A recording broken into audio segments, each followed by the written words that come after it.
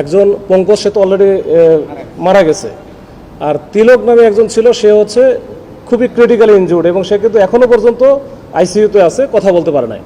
তো দুইজনই ওইখানে ছিল, দুইজনের অবস্থায় একজন তো মারা গেছে আর একজন একেবারে ক্রিটিক্যাল ইনজুর্ড। আমরা কারো কাছ থেকে তথ্য পাচ্ছিলাম না। তো হঠাৎ করে আমরা একটা ভিকটিমের একটা মোবাইল ছিল, মোবাইলটা আমরা প্রথমেই পাই নাই।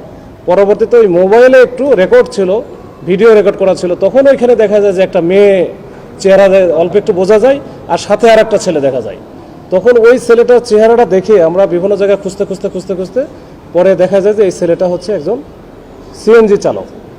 তো এই সিএনজি চালকে আমরা খুঁজে খুঁজে খুঁজে সর্বশেষে আমরা বের করেছি যে এই সিএনজি চালকটা কোথায় বাড়ি, কী অবস্থা, সব আমরা নেওয়ার পরে দেখা গেল যে সিএনজি চালক পলাতক।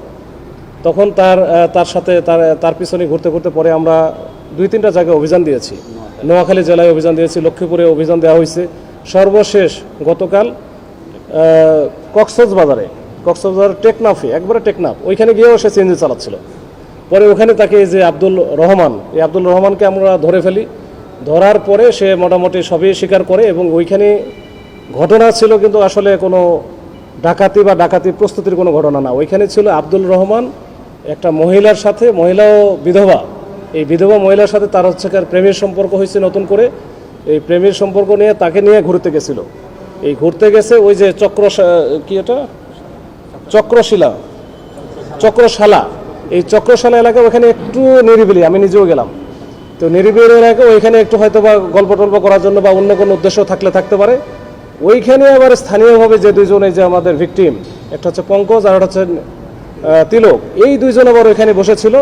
এরা যখন দেখছে যে মেয়ে, তখন তাদের মধ্যে এরাও একটু হতে পারে যে মাথার ভিতরে কোনো কিছু খেলতে পারে, যায় না। তবে ওদের সাথে এদের তর্কাতর্কি হয়। তর্কাতর্কির একটা পর্যায়ে ওদের কাছ থেকে এর বক্তব্য অনুযায়ী তার কাছ থেকে 5,000 টাকাও নিয়ে নেয়।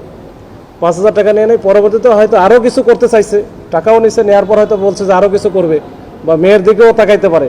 এরকম যখন অবস্থা হয়েছে তখন আত্মরক্ষা বা সে মনে বলতেছে যে আমি বাঁচার জন্য, তখন আমার কাছে যে একটা চাকু ছিল, চাকু নিয়ে তখন সে মারে। তো দুইজনকে এলো পাথারি মারে, মেরে ওখান থেকে দ্রুত সে পালায় যায়। তো এই মারার ফলে পঙ্কজ নামে যে ছেলেটা আছে, সে তো আসলে ওই চট্টগ্রাম মেডিকেলে নেওয়ার পথে মারা যায়। আর তিলক এখনও পর্যন্ত চিকিৎসাধীন অবস্থায় আছে।